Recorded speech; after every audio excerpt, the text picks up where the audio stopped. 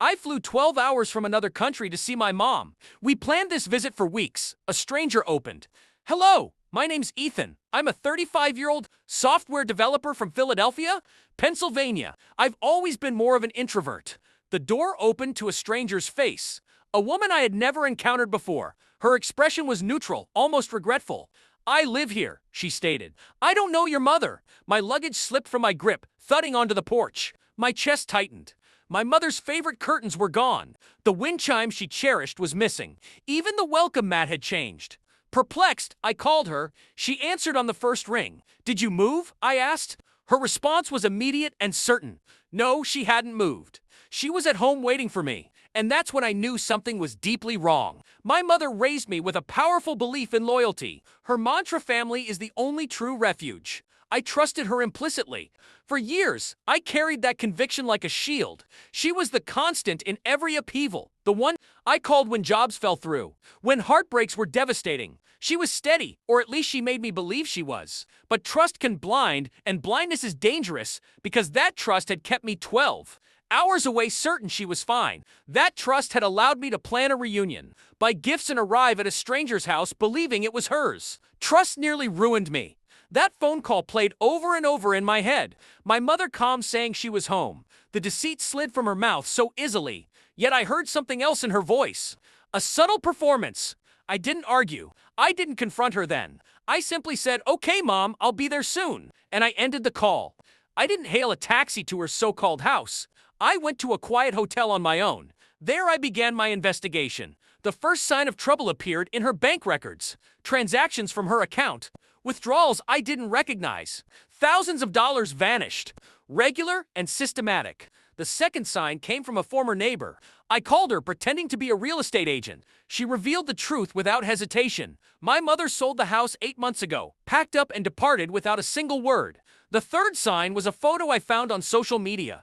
My mother smiling alongside my brother, the brother who hadn't spoken to me in years.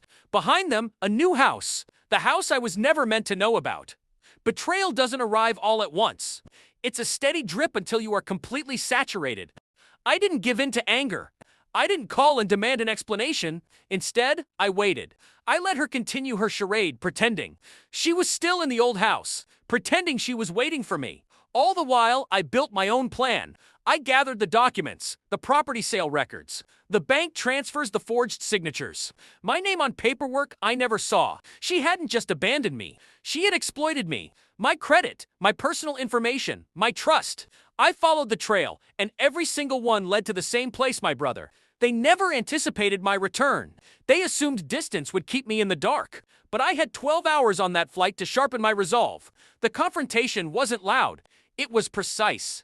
I showed up at her new house on a Sunday morning unannounced. She opened the door with an overly wide smile, my brother standing smugly behind her. "You found us," she said, her voice on the verge of trembling. I stepped inside, uninvited, and placed a folder on the dining table. Paper after paper slid out, proof of every lie, every theft, every act of betrayal. My brother's face went white first. He understood what those papers signified. My mother tried to speak, but I held up a hand. Calm and cold. "You told me you were waiting at home," I said. "You were right. You just didn't realize whose home it truly was." Then I left. The rest unfolded on its own. The lawyer I hired filed the lawsuits. Fraud, identity theft, financial abuse.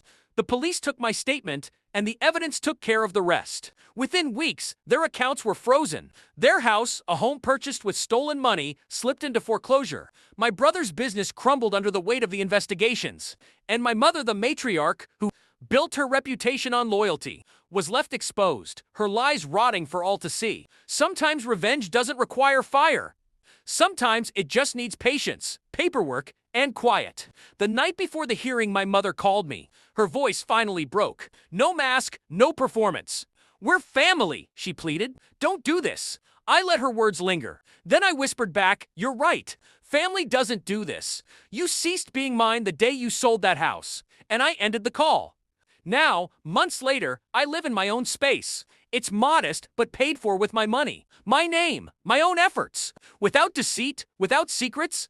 I think about the stranger who opened that door the day I arrived. Her face, her words. "I live here." And she was right. My mother didn't live there anymore. But neither did I, because home isn't defined by walls or deeds. Home is trust, and once it's been sold, you can never buy it back. What lesson did you learn from this story? Please let me know in the comments.